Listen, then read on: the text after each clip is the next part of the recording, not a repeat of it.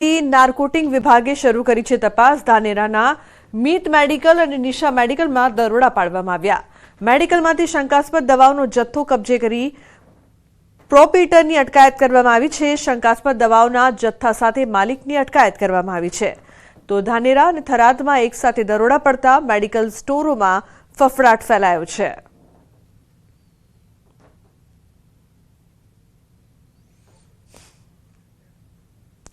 નવસારીના હાઈવે પાસે નાઇજીરિયન મહિલા પાસેથી ડ્રગ્સ ઝડપાયા મામલે ખુલાસો થયો છે।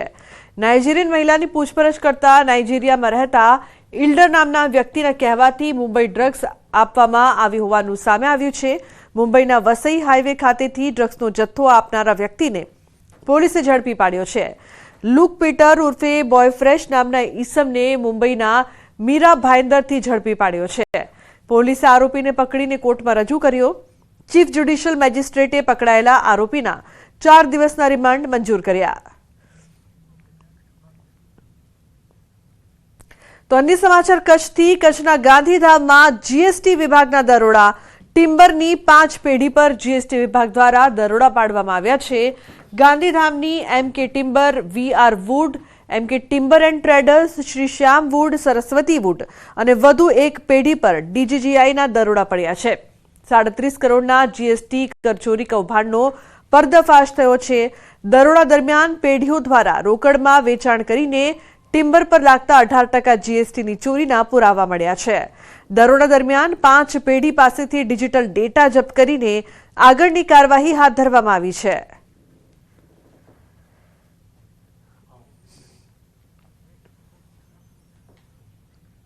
અને મહત્વપૂર્ણ સમાચારની વાત કરીએ તો ગૃહ રાજ્યમંત્રી હર્ષ સંઘવીની પ્રતિક્રિયા। રાજકોટ સમૂહ લગ્ન છેતરપિંડી અંગે નિવેદન। આયોજકો સામે ગંભીર તપાસ થશે, જવાબદાર સામે કડકમાં કડક કાર્યવાહી થશે। રાજકોટ પોલીસને અભિનંદન આપ્યા। પોલીસે દીકરીના માતા પિતા બનીને સામાજિક જવાબદારી નિભાવી।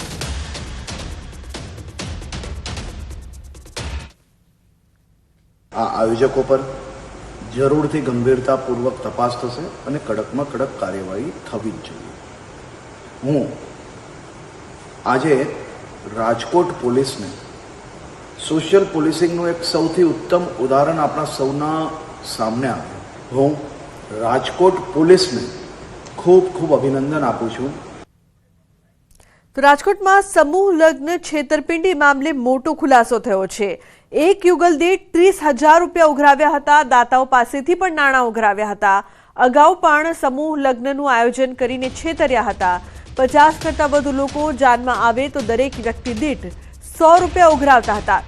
6 લોકો સામે ગુનો દાખલ કરીને 3ની ધરપકડ કરવામાં આવી છે। મુખ્ય આરોપી ચંદ્રેશ છત્રોલાની શોધખોળ શરૂ કરવામાં આવી છે।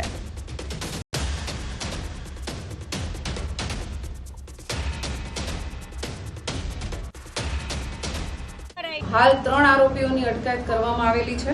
એમાં દીપક હિરાણી, દિલીપ ગોહેલ અને મનીષ વિઠલાપરા, આ 3 આરોપીઓની હાલ અટકાયત કરવામાં આવેલી છે। અન્ય આરોપીઓ માટે અમારી ટીમ કાર્યરત છે। પ્રાથમિક શું તપાસમાં સામે આવ્યું છે? કેટલા રૂપિયા લેતા દેતા? અત્યારે જે સામે આવેલું છે એ પ્રમાણે આ વરપક્ષ અને કન્યા પક્ષ બંને પાસેથી 15,000 રૂપિયા લેવામાં આવતા હતા। સાથે જે લોકો 50થી વધારે વ્યક્તિઓને લગ્નમાં લઈ આવવાના હોય એમની પાસેથી પર પર્સન 100 રૂપિયા લેવામાં આવેલા હતા। એ રીતે એમને પાસીસ આપવામાં આવેલા હતા જે 50થી વધારે લોકો આવવાના હોય એના માટે। આ રીતે એમણે મિનિમમ 15,000 થી લઈ અને વધારે જેટલા પણ જે વ્યક્તિઓ જે માણસો લાવવાના હોય એ મુજબ એમની પાસેથી પૈસા લીધેલા હતા। અને આ ઉપરાંત એમણે આ લગ્નના આયોજન માટે ઘણા દાતાઓ પાસેથી પણ ફંડ મેળવેલું છે।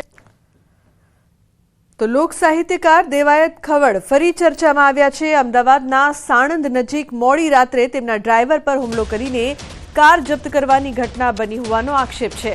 તેમણે એક જ દિવસે તેમના 2 ડાયરાના કાર્યક્રમ બુક કર્યા હતા। દેવાયત ખવડે સનાથલ અને દેવાયત ખવડ આણંદ સોજિત્રા ખાતે એમ એક જ દિવસે 2 ડાયરાના કાર્યક્રમ રાખ્યા હોવાની વાત સામે આવી હતી। એક ડાયરામાં દેવાયત ખવડ ન પહોંચતા તેમના ડ્રાઈવર પાસેથી કારની ચાવી લઈ લીધી અને તેના પર હુમલો કરીને કાર જપ્ત કરી લીધી હોવાનું દેવાયત ખવડે જણાવ્યું।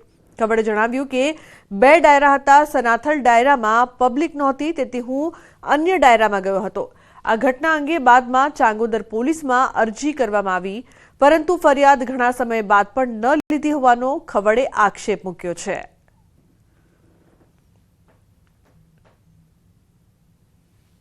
એટલે આ લોકોએ બે ગાડી પાછળ કરી, મહિન્દ્રા થાર અને ઇનોવા. સનાથલથી આઈ થિંક 500 મીટર કે સોરી મને ખાસ ખબર નથી, ડિસ્ટન્સ રિંગ રોડનું જે હોય છે ત્યાં ગાડી પહોંચી એટલે બે ગાડી આડી નાખી, બોટલનો ઘા કરીને ગ્લાસ ફોડ્યો, કાનાને જેમ ફાવે એમ ગાળું દીધી, ગાડીની ચાવી લઈ અને સ્કોર્પિયો ગાડી લઈને લોકો નીકળી ગયા. 20 તારીખે રાત્રિનો આ બનાવ. એટલે કાનાને મને ફોન આવ્યો કે ભાઈ ગાડી લઈને લોકો નીકળી ગયા. મેં કીધું તું ઊભો રહે. ત્યાં હું 2 વાગે આઈ થિંક પહોંચી ગયો અમદાવાદ, આણંદ બાજુથી આવું. એટલે કાનાને મેં ગાડીમાં બેસાડીને કીધું કે જે કાંઈ થતું સવારમાં આપણે કાયદેકીય પ્રોસેસ કરશું. હા, એમાં હું ખ્યાલ છે મને ત્યાં સુધી રામભાઈ કાનજીભાઈ ચૌહાણ હતા ગાડી લેવામાં. ત્યાં બબાલ કરીયામાં બધા ભેગા હતા ગાડી બોલવામાં. પહેલાં દેવાયતભાઈ ખવડ દ્વારા 2 ડાયરાનું આયોજન કરવામાં આવ્યું હતું, જે પેરેલલ ચાલેલા હતા. આ ઉપરાંત દેવાયતભાઈ દ્વારા એક ડાયરામાં હાજરી ન આપી શકવાથી તેમના ચાહકો દ્વારા ચાંગોદર પોલીસ સ્ટેશનના વિસ્તારની અંદર તેમની ગાડી આંચકી લેવાની તેમની ફરિયાદ છે, જે બાબતે તેમણે અરજી આપેલી છે. અરજીમાં પોલીસ તપાસ કરે છે. આ બાબતે ફરિયાદીઓનું નિવેદન છે એ વારે વારે ફરે છે. આ બાબતે તથ્યોની ચકાસણી કરવી જરૂરી બને છે. આથી તથ્યોની ચકાસણી કર્યા બાદ ચોક્કસપણે ગુનો દાખલ કરવામાં આવશે અને કોઈ પણ આરોપીને બક્ષવામાં નહીં આવે. તો દાહોદના ઝાલોદ નગરપાલિકા ચૂંટણી પરિણામ વિજેતા ઉમેદવારો ભૂગર્ભમાં હોવાના મામલે ઉમેદવારે જ કર્યો છે ખુલાસો. વિજેતા સભ્યો મંદિર દર્શન કરવા માટે ગયા હોવાનો કર્યો ખુલાસો. વોર્ડ નંબર 3ના ભાજપના વિજેતા ઉમેદવાર અનિલ ભાભોરે આપી છે પ્રતિક્રિયા. કહ્યું 8 અપક્ષના અને 10 ભાજપના ઉમેદવારો મંદિરમાં દર્શન કરવા ગયા છીએ. પાર્ટી જે નિર્ણય લે તે માન્ય હોવાનું પણ ભાજપા જિલ્લા પ્રમુખને જાણ કરી હોવાની પણ તેમણે વાત કરી છે. હું અનિલભાઈ ગવજીભાઈ ભાભોર વોર્ડ નંબર 3માંથી ચૂંટાયેલો સભ્ય છું. અમે ભાજપના 10 સભ્ય સાથે છે. અમે મંદિરે દર્શન કરવા માટે આવ્યા છે. કોઈના દાબ દબાણ વગર આવ્યા છે. અમે જેને પણ પાર્ટી મેન્ડેટ આપશે એની સાથે રહીશું. આ જાણ અમે ભારતીય જનતા પાર્ટી પ્રમુખને, જિલ્લા પ્રમુખને કરી ચૂકેલ છે.